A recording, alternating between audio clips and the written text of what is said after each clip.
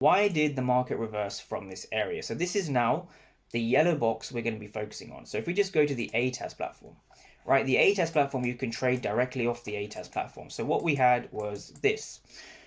We saw the market giving us this same order block, and we're going to be studying this wick over here. Let's actually see what happened in this wick. So this wick is super interesting.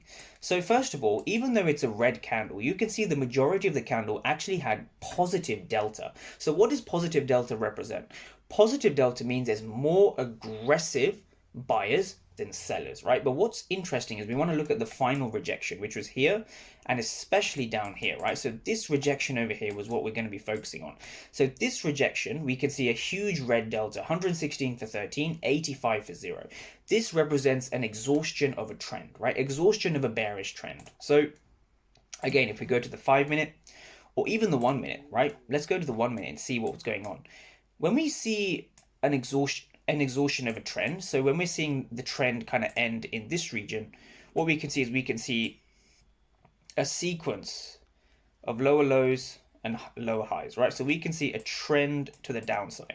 So we're looking for a 15-minute fair value gap, we're looking for an absorption, and we're below the daily candle opening. This is what determines the end of a trend, everyone. This is what determines the end of a trend. So we have our timing, we have our fair value gap, we have our PO3 alignment. Now we're simply going to the ATAS platform to understand the rejection of the sellers. So in this case, we see 116 for 13 and we see 85 for 0. So we have a large amount of aggressive selling over here.